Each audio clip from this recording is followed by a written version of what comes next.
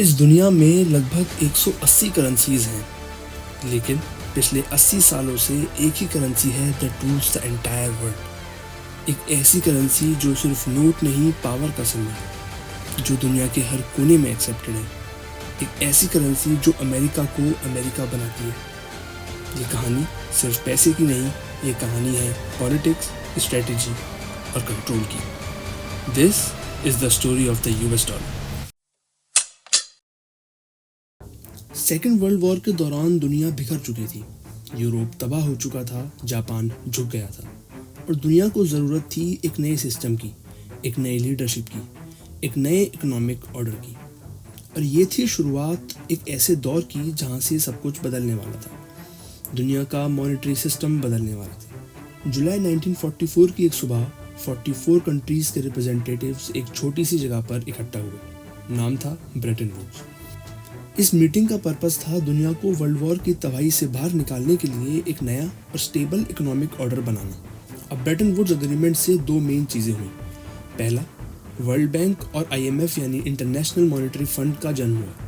इन दोनों ही ऑर्गेनाइजेशंस का मोटिव था वर्ल्ड वॉर से अफेक्टेड कंट्रीज़ के रीडेवलपमेंट के लिए इकोनॉमिक सपोर्ट प्रोवाइड करना और ग्लोबल एक्सचेंज रेट्स को मॉनिटर करना। दूसरा और सबसे इम्पोर्टेंट, इंटरनेशनल ट्रेड में आसानी के लिए और करेंसी एक्सचेंज रेट्स की वॉलेटिलिटी को कंट्रोल करने के लिए दुनिया की सारी करेंसीज को डॉलर से लिंक किया गया और डॉलर को गोल्ड से। और 1 आउंस यानी लगभग 28 ग्राम गोल्ड की कीमत रखी गई 35 यूएस डॉलर्स। ये था पहला मास्टर स्ट्रोक। यूएस ने अपनी करेंसी को दुनिया के गोल्ड रिजर्व से जोड़ दिया और बाकी करेंसीज को डॉलर से। इसका मतलब पूरी दुनिया में इंटरनेशनल ट्रांजैक्शंस डॉलर में होने लगे और अगर किसी देश को डॉलर चाहिए तो वो किसी भी कॉस्ट पे अमेरिका के टर्म्स पे खेलेगा। ये वो टाइम था जब यूरोप रिकंस्ट्रक्शन मोड में था और यूएस बन गया था उनका लीडर, बिल्डर और साइलेंटली द कंट्रोलर। और इसी तरह 1948 में आया मार्शल प्लान, जिसको हम ईआरपी यानी यूरोपियन रिकवरी प्लान के नाम से भी जानते हैं। मार्शल प्लान के नाम पे यूरोप को लगभग 13 बिलियन यूएस डॉलर्स दिए गए, लेकिन वो पैसा भी डॉलर में था। डॉलर गया, पर अमेरिका ने उसके बदले पॉलिटिकल इन्फ्लुएंस, मिलिट्री प्रेजेंस और स्ट्रेटेजिक कंट्रोल ले लिया और इस तरह एक करेंसी बनी दुनिया की लाइफलाइन। डॉलर ने दुनिया को उठाया पर बांध भी दिया और ये महज एक शुरुआत थी।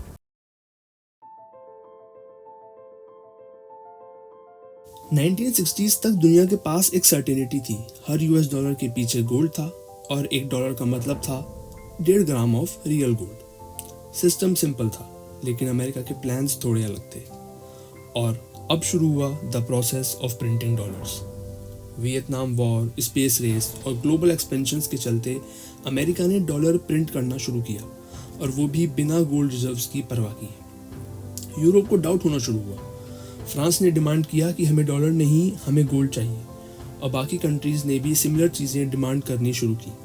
अमेरिका का गोल्ड रिजर्व धीरे धीरे खाली होने लगा और अमेरिका को डॉलर की वैल्यू धीरे धीरे कमज़ोर पड़ती नज़र आने लगी। और फिर आई 1917 की एक रात, जिसने दुनिया का मॉनेटरी सिस्टम एक बार फिर से हमेशा के लिए बदल दिया। I have directed Secretary Connally to suspend temporarily the convertibility of the dollar into gold or other reserve assets. Your dollar will be worth just as much tomorrow as it is today. The effect of this action, in other words, will be to stabilize the dollar. America ने dollar को gold से अलग कर दिया। ये temporary suspension कभी वापस नहीं हुआ। डॉलर अब किसी गोल्ड से नहीं, सिर्फ ट्रस्ट से चलने लगा और दुनिया के पास कोई ऑप्शन नहीं था, क्योंकि सब कुछ डॉलर में ही था। पहली बार एक करेंसी दुनिया पे बिना किसी हार्ड वैल्यू के रूल कर रही थी। यूएस ने कह दिया डॉलर ही गोल्ड है और दुनिया ने माना, क्योंकि दुनिया की मजबूरी थी।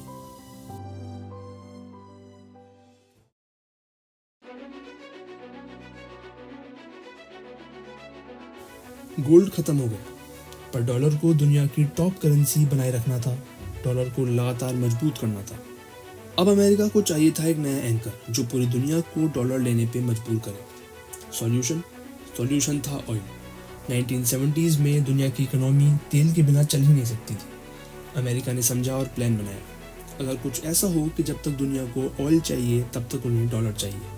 1974 में अमेरिका ने एक सीक्रेट डील की सऊदी अरेबिया के साथ। अमेरिका का कहना साफ था, हमें बस एक बात की गारंटी चाहिए, तुम्हारा ऑयल सिर्फ डॉलर में बिकेगा। बदले में अमेरिका देगा प्रोटेक्शन, वेपन्स और पॉलिटिकल बैकिंग। धीरे धीरे OPEC यानी organization of petroleum exporting countries के हर मेजर कंट्री ने यही सिस्टम अपना लिया। डॉलर बन गया ऑयल की ऑफिशियल करेंसी। दुनिया की हर कंट्री, चाहे चाइना हो या जर्मनी, अगर ऑयल लेना है तो डॉलर लेना होगा। ये था पेट्रो डॉलर साइकिल। डॉलर की डिमांड आर्टिफिशियली जिंदा हो गई। हर कंट्री को रिजर्व में डॉलर रखना पड़ा और अमेरिका वो बस डॉलर गिनता रहा। डॉलर एक ऐसी करेंसी है जो अब सिर्फ पेमेंट का जरिया नहीं, एक पावर स्ट्रक्चर बन चुका है। ऐसी ताकत जो सिर्फ अमेरिका के पास है। डॉलर की ताकत का अंदाजा आपको अब तक लग गया होगा। अगर नहीं लगा है तो मैं आपको कुछ मैट्रिक्स बताता हूँ। IMF की 2023 की रिपोर्ट के अकॉर्डिंग दुनिया का लगभग 59% global foreign exchange reserves US dollars में है। दुनिया के 88% of foreign exchange trades US dollars में होते हैं। दुनिया का लगभग 40 से 50% इंटरनेशनल ट्रेड US डॉलर्स में इन्वॉइस होता है, even when US is not involved in the transaction. Petroleum market तो लगभग पूरा ही US डॉलर्स में है।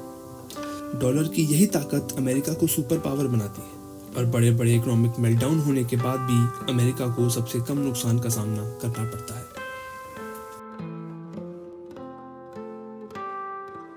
कई दशकों से डॉलर ने दुनिया पे राज किया है, लेकिन हर एम्पायर का एंड होता है। और अब although dollar is still the currency of the world, पर डॉलर पे पहली बार रियल क्रैक्स दिख रहे हैं। ब्रिक्स, जहां दुनिया की लगभग आधी पॉपुलेशन है, ओपनली कह रहे हैं हमें डॉलर की जरूरत नहीं है, हम अपना ट्रेड अपनी करेंसी में करेंगे। ये सिर्फ लफ्ज नहीं, ये एक चैलेंज है डॉलर की मोनोपोली के अगेंस्ट। कोविड के बाद US ने ट्रिलियंस प्रिंट किए और दुनिया ने नोटिस लिया। हर डॉलर प्रिंट के साथ डॉलर की क्रेडिबिलिटी थोड़ी और कम होती गई। एज रिपोर्ट सजेस्ट, सऊदी के साथ 50 साल पुरानी पेट्रो डॉलर डील भी अब एक्सपायर हो चुकी है, जिससे ग्लोबल इकोनॉमिक और पावर कंट्रोल में भी बड़ा शिफ्ट देखने को मिलेगा। आज पहली बार कंट्रीज खुलकर कह रहे हैं we want to dedollarise. Dollar अब भी पावरफुल है, लेकिन इनविंसिबल नहीं। और दुनिया को अब ऑल्टरनेटिव चाहिए, ताकि कल को अमेरिका फिर से डॉलर का इस्तेमाल करके चीज़ों को अपने कंट्रोल में करने की कोशिश करे तो हमारे पास कोई बैकअप हो। ये बैटल अब सिर्फ इकोनॉमी का नहीं है, ये फ्यूचर ऑफ कंट्रोल का बैटल है। और ये डिसाइड करेगा कि अगले 100 साल में कौन राज करेगा और कौन इंटरनेशनल सेंटिमेंट्स को कंट्रोल करेगा।